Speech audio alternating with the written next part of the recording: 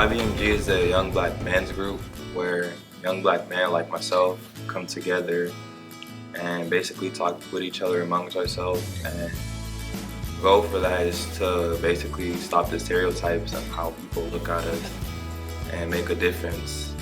My biggest concern is changing the mindset, not just the stereotypes, but if we can get young men of color to take themselves more serious and take their education more serious, as a direct result of that, the school looks better, the community looks better, and in the long run, they will take themselves more serious so they become more productive citizens. So when I first came to Dorsey, I realized that there were two very important organizations on campus. The first is Students Deserve.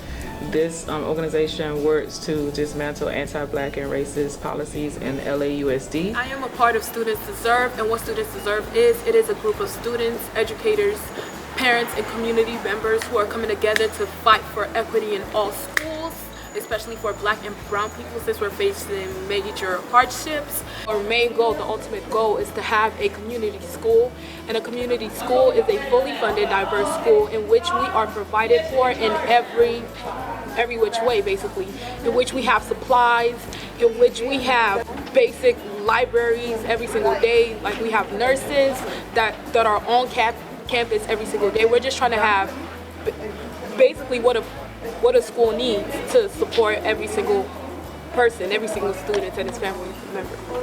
Youth in government helps give youth a voice by giving them a platform to speak on. In order to hold a position on youth in government, you have to run through the election. So the bill that we tried to get passed was gun control, because in the state of California, there's no process for renewing your gun license. So we wanted to put one in place, and then we also wanted to limit the amount of guns one household can have, because there's currently no amount of numbers you can have to. Because on your California ID, it says if you're an organ donor. So we're gonna put a sticker or have license plates implement that this person can carry a concealed weapon, so officers would know that whenever they pull somebody over, that this person might possibly have a gun on them. We have the stereotypes like the aggressive woman of color, and that's something that part of the time it's just like, I'm just getting my work done. I'm being the same thing anyone else is being, but I'm aggressive and I'm mean, and I'm quite frankly, excuse my language, a bitch because of it. It's like, but at the same time, there's the stereotype of the black woman and her excellence and her extreme beauty, and that's something that I aspire to every single day. So pretty much I sat in the chambers all day and either decided to postpone the bill, table a bill, or pass the bill, or pass it with changes.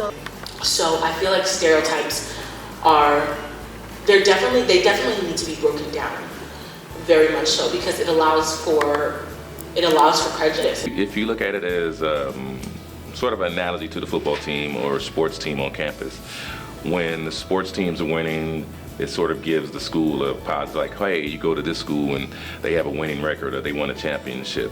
I'm trying to take that same energy and that same mentality that Dorsey has looked at for sports, as well as a group of young men on this campus that are attempting to change the entire outlook on how young black men are being looked at. If we can change the mindset and the work ethic and the attitude, I think that is a positive thing for everyone. There is not a lot of rigor consistently throughout the specific classrooms in the building.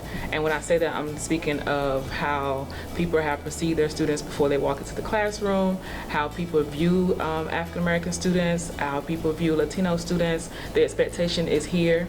They're not going to get but to a certain level.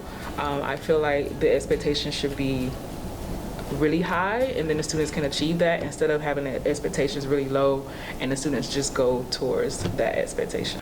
Yes, academics are important, being able to read, write, and be a critical thinker, be an analytical reasoner, and a problem solver. However, life doesn't always just fall into one category, because students go through a lot of things outside of school that impact how they approach school.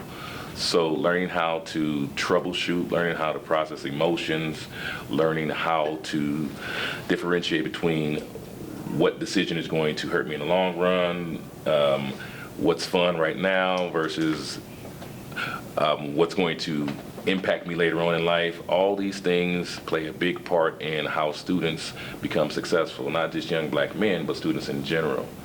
So I try to teach both. Yes, I do want you to be a better reader and a better writer and a better listener, but I also want you to learn how to be a critical thinker and learn how to be independent. Well, I would see productive students, productive teachers, teachers and students collaborating together, being productive to get their work done.